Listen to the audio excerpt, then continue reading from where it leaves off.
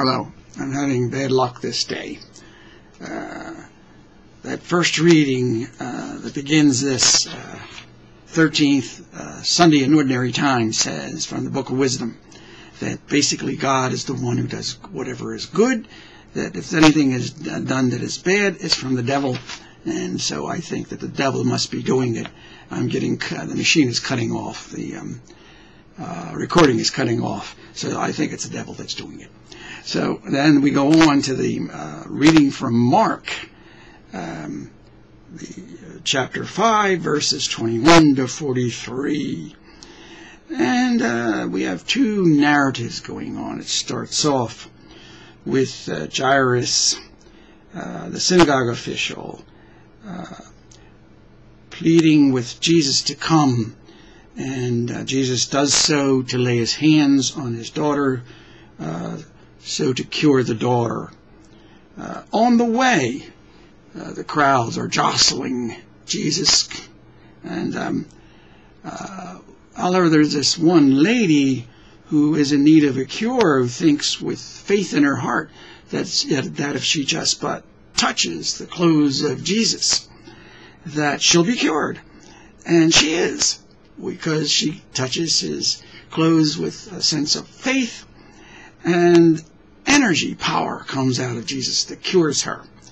Jesus, aware at once that power had gone out from him, turned around in the crowd and asked, "Who has touched my clothes?"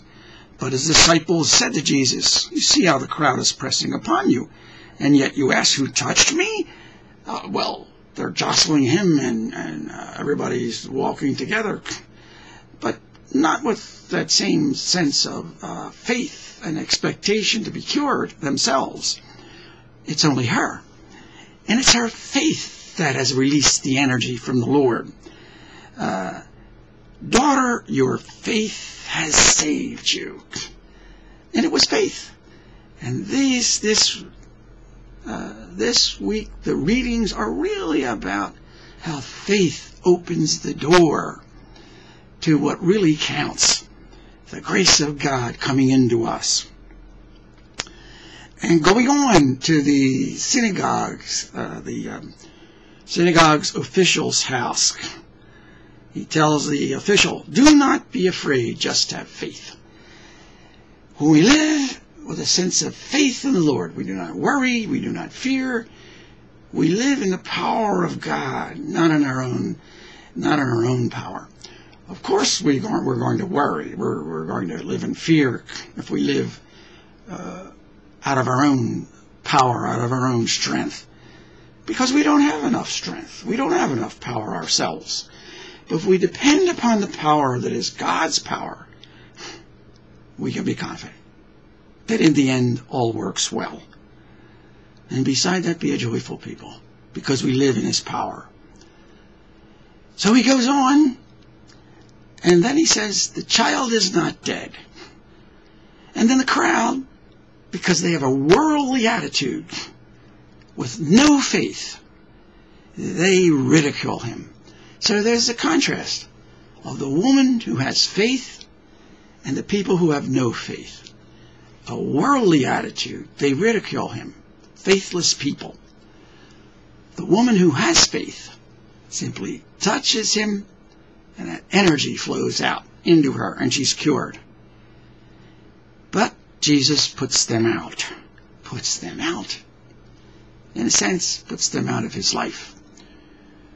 We exit from God's life when we have no faith in him.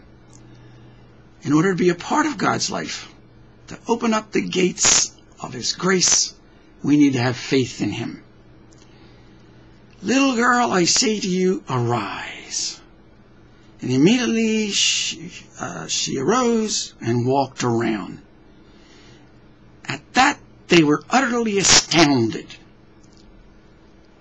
They said that she should be given something to eat. The natural and the supernatural, hand in hand. See the Lord working that way all the time. Even in our sacraments, the signs of the natural going hand in hand with the supernatural.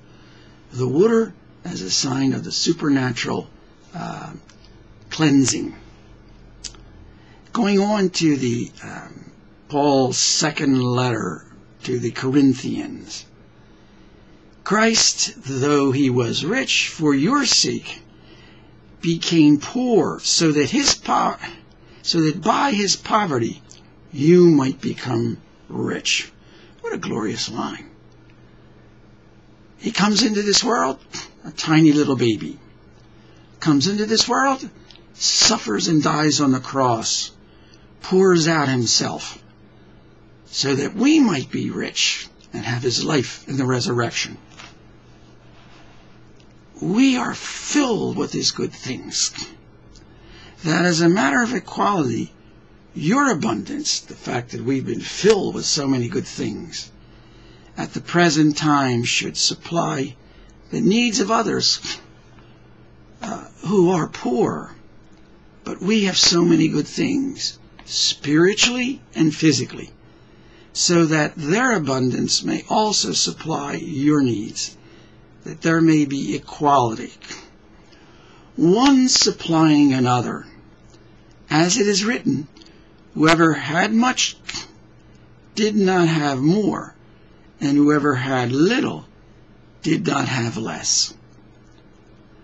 Let us allow God to fill us with his riches.